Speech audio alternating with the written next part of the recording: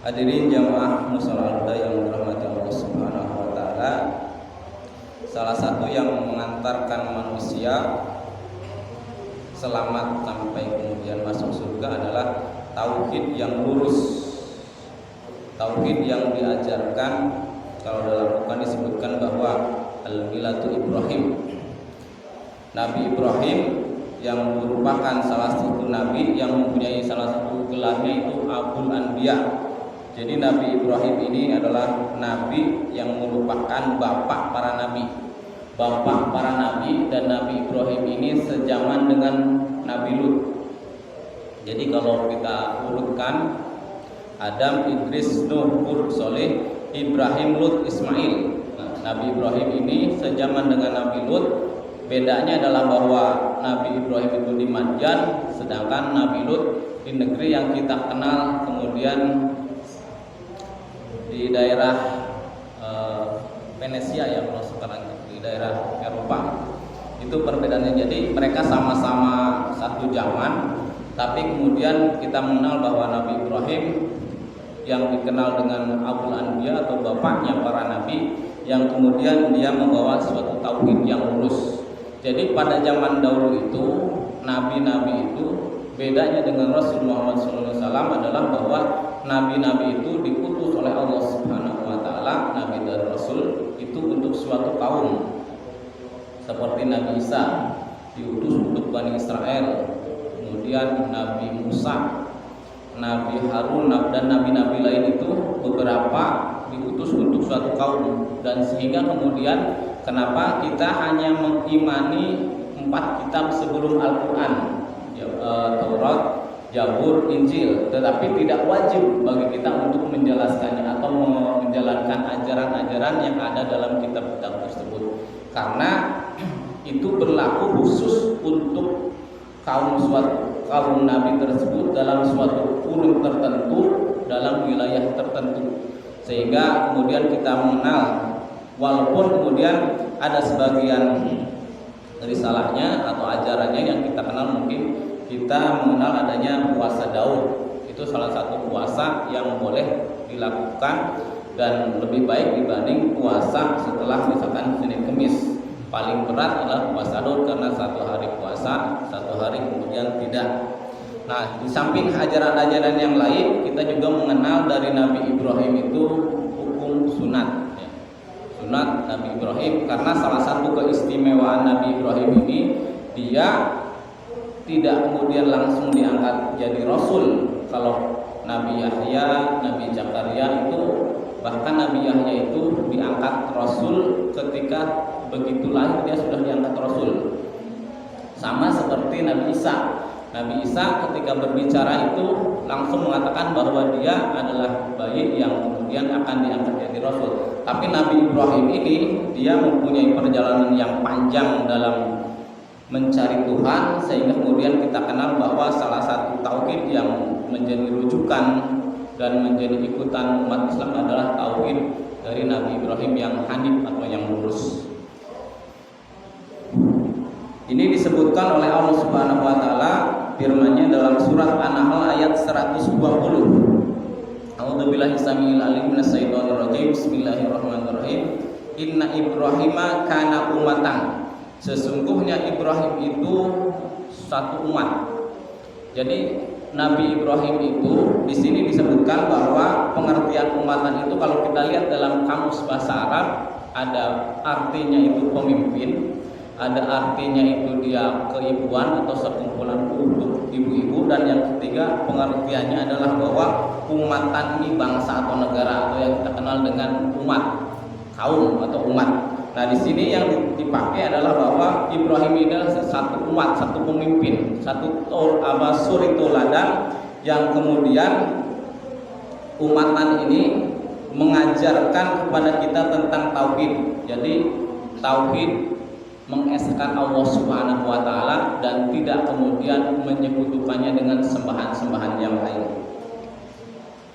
Dan umat ini kalau kita lihat pengertian umat ini juga, walaupun Nabi Ibrahim pada waktu itu baru satu, jadi satu seorang diri.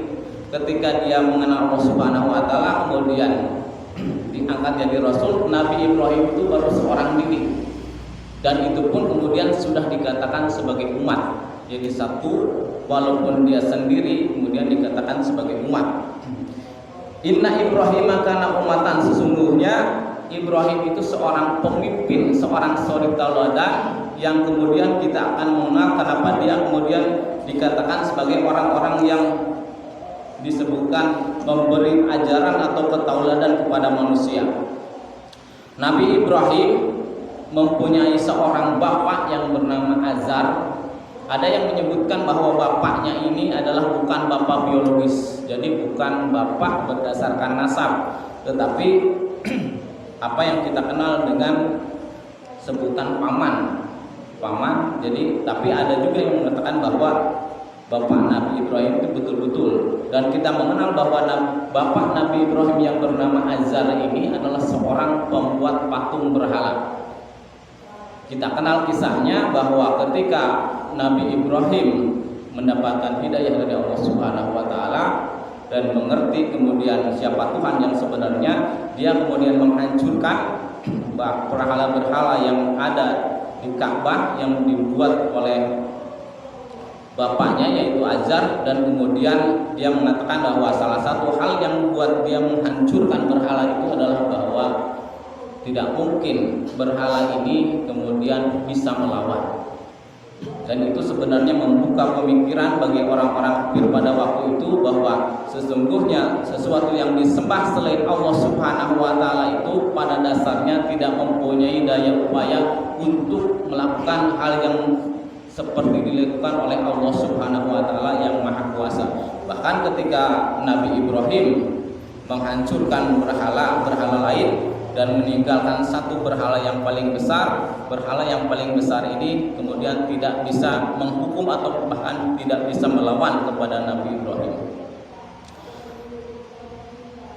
Sifat Nabi Ibrahim yang pertama tadi adalah seorang yang merupakan umatan atau tauladan kepada manusia, juga sesuai dengan hadis Nabi, hadis yang diriwayatkan oleh Ibnu Mas'ud an Abi Mas'ud Uqbah bin Umar wal Ansari wal Bari qala Rasulullah sallallahu alaihi wasallam man dalla ala khairin falahu mislu ajri fa'ilihi. Barang siapa mengajak kepada kebaikan, falahu mislu ajri fa'ilihi, maka dia akan mendapatkan pahala sebesar orang yang melakukan kebaikan tersebut. Tetapi bedanya, apabila orang tersebut melakukan kejelekan, dia tidak otomatis mendapatkan kejelekan. Dia hanya mendapatkan kebaikan apabila orang yang diajaknya itu melakukan kebaikan tanpa mengurangi pahala dari orang yang diajaknya. Sehingga ini teguran bagi kita bahwa seyogyanya kita bisa mengajak orang lain untuk melakukan kebaikan. Karena ketika seorang itu melakukan kebaikan atas ajakan kita, maka itu adalah pahala jariah. Mungkin yang paling kecil lingkupnya adalah dalam lingkup keluarga. Ketika kita bisa mengajari anak kita, misalkan mengajari cara makan, misalkan makanlah dengan tangan kanan, sebelum kemudian dia masuk sekolah diajari, kita sudah mengajari dulu makanlah dalam tangan kanan dan dalam kondisi duduk, tidak boleh berdiri. Ketika dia mengamalkan hal tersebut, maka sepanjang dia mengamalkan, maka walaupun itu adalah anak kita sendiri, kita mendapatkan pahala dari hal yang mungkin kita anggap sesuatu yang sepele. Mengajarkan anak untuk makan dengan tangan kanan dan dalam posisi duduk, tidak berdiri. Dan ilmu yang kita ajarkan atau kita punyai tersebut juga harus kemudian kita amalkan. Karena ada pepatah mengatakan al ilmu bil amal, al ilmu bila amal kasajari ila sama. Ilmu tanpa pengamalan, tanpa pengajaran, kasajari ila sama, bagaikan pohon ila sama, tanpa buah. Kita mungkin mengenal di sini dekat pohon-pohon yang dekat rumah kita, ada pohon rambutan, ada pohon pohon duren, ada pohon lengkeng yang kalau kita lihat mungkin rimbun, daunnya rimbun, pohonnya tinggi, kokoh. Tapi pas kita lihat sekarang misalkan musim rambutan, kita lihat pohon tersebut ternyata tidak berbuah.